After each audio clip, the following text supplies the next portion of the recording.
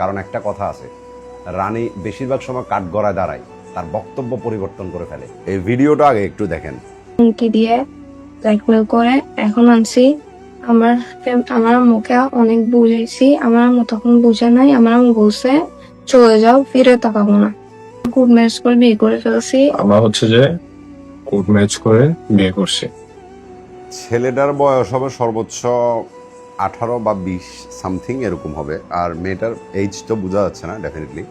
তো মেয়েটারও যে বয়স বেশি হবে এটা আমি বলতেছি না, মানে তারা রিলেশনশিপ করছে এবং রিলেশনশিপ করার পরে এখন তাদের কথাবার্তা অনুযায়ী মেয়েটা তার ফ্যামিলিকে বোঝানোর অনেক ট্রাই করছিল, কিন্তু ফ্যামিলি বুঝে নাই। দেন ছেলেটা আসতে চায় না, ছেলেটাকে সে মানে নিজে এটা করে ফেলবে ওইটা করে ফেলবে এগুলো বলার পরে ছেলেটা মেয়েটার সাথে গেছে বা তারা পালিয়ে গিয়ে দুজন মিলে বিয়ে শাদী করে ফেলছে। এখন পরিবার অফকোর্স মেয়ের পরিবার এবারই ছেলের পরিবার উপরে প্রেশার দিতেছে বা থানা পুলিশের ভয় দেখাইতেছে। তো ওই টাইমে মেয়েটা একটা ভিডিও ছাড়ছে যে এমন এমন তার সাথে হয়েছে। আমি নর্মালি আসলে ওদেরকে নিয়ে কোনো রকম কথা বলবো না, বিকজ আমাদের বর্তমান সমাজটাতে এমন পরিমাণে এই জিনিসগুলো চলতেছে যেটা আপনি মনে করেন যে মানে আপনি দুপুরে ভাত খাইতে বসছেন, উঠতে উঠতে আপনি শুনবেন যে 3টা মেয়ে চলে গেছে 3টা ছেলের সাথে বা ভেগে গিয়ে বিয়ে করে দিয়েছে। তো এটা এমন একটা নিউজ হয়ে গেছে, এটা শুনলে যে মানুষ এখন অবাক হয়ে যায় বা মানে অনেক ভয় পায় ওইরকম কিছু আর এখন বর্তমানে নাই, বিকজ এটা অ্যাভেলেবেল হয়ে গেছে এখন।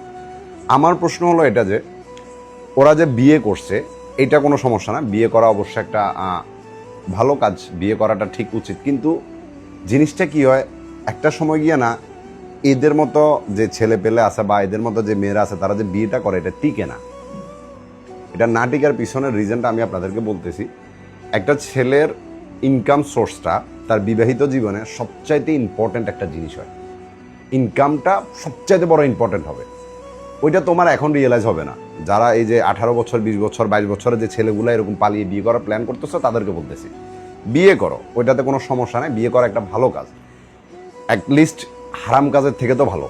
কিন্তু তোমার ইনকাম সোর্সটা অনেক বেশি ইম্পর্টেন্ট। তুমি নিজেকে সেটেল না করে নিজের ক্যারিয়ারটা না বানায় নিজে ইনকাম না করে তুমি চিন্তা করো যে একটা মেয়েকে নিয়ে ভেগে গেছো, তুমি একটা দোকানের মধ্যে 10-12 হাজার টাকা চাকরি করে মেয়েটা নিয়ে সুখে থাকবে, এটা হয় না ভাই।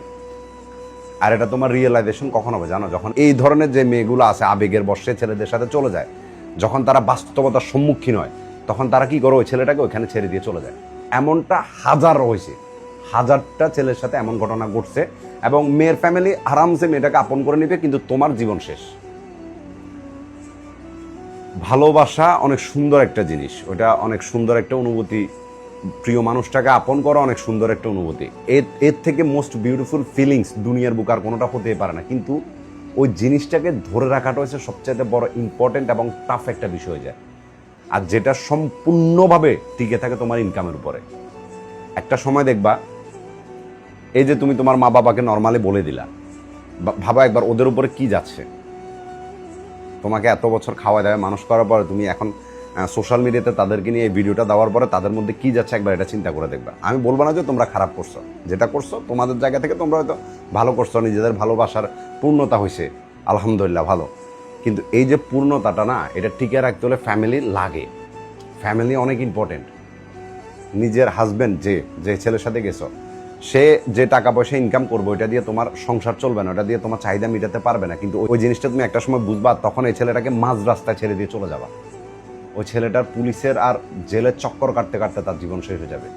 কারণ একটা কথা আছে, রানী বেশিরভাগ সময় কাঠগড়ায় দাঁড়ায়, তার বক্তব্য পরিবর্তন করে ফেলে, আর ওই টাইমে একটা ছেলের পুরো জীবন ধ্বংস হয়ে যায়। আমি চাই না যে তোমরা এরকম কিছু করো, বা এই 20-22 বছরের যে ছেলেরা চিন্তা করতেছো যে প্রেমিকাকে নিয়ে ভেগে গিয়ে বিয়ে করবে, তাদেরকে বলতেছি ভাই এটা করিস না, করিস না। এটা সর্বোচ্চ 3 থেকে 6 মাস তুই অনেক সুখে থাকবি, অনেক ভালো থাকবি। এরপরে তোর জীবনে যে আজাবটা নামবে ওইটা তুই হ্যান্ডেল করতে পারবি না। আর এই জন্য বলতেছি নিজের ক্যারিয়ারটা, নিজের পড়াশোনাটা ওইটা অ্যাটলিস্ট আগে ঠিক মতো কর। একটা সময় ছিল যে মা বাবা সন্তানদেরকে বিয়ে করাইতো, এরপরে মা বাবাই সন্তানদের খাওয়াইতো পড়াইতো মানুষ করতো, এটা ছিল একটা সময়। এখন আর ওইটা নাই।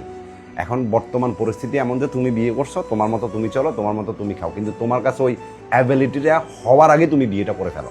এরপরে তোমার সংসার জীবন, নিজের জীবন সব ধ্বংসের পথে চলে যায়। তো এই জন্য যে ছেলেগুলো এমন চিন্তা করতেছিস বা আগে তোদেরকে বলতেছি অ্যাটলিস্ট নিজে কোনো কাজকর্ম কর, একটা ভালো পর্যায়ে গিয়ে নিজেকে দাঁড় করা, তারপরে বিয়ে কর। আর যদি তার আগে তুই চিন্তা করিস যে একটা মেয়ে তোর জন্য সর্বোচ্চ সবকিছু ছেড়ে চলে আসছে, তোর কাছে সারা জীবন থাকবে, এটা তোর ভুল ধারণা। আর এই ধারণাটা তো তখন পরিবর্তন হবে যখন ওই মেয়েটা তোর ছেড়ে দিয়ে চলে যাবে। ইনকাম কর ভাই, বিয়ে শাদী করতে পারবি, কিন্তু এই যে বর্তমানে ছেলেটা তার জীবনে যে সে কত পিছে নামছে, এটা সে একটা সময় রিয়েলাইজ করতে পারবে। আমি চাই যে তারা ভালো থাকুক, কিন্তু বাস্তবতা সেটা মানতে হবে। তো টাকা পয়সা ছাড়া, নিজের ইনকাম ছাড়া যদি কোনো ছেলে এমন চিন্তা করে যে একটা মেয়েকে নিয়ে পালিয়ে গিয়ে ভালো থাকবা, নিজের জীবনটা নিজে ধ্বংস করতেছে। বাস এতটুকুই বলবো।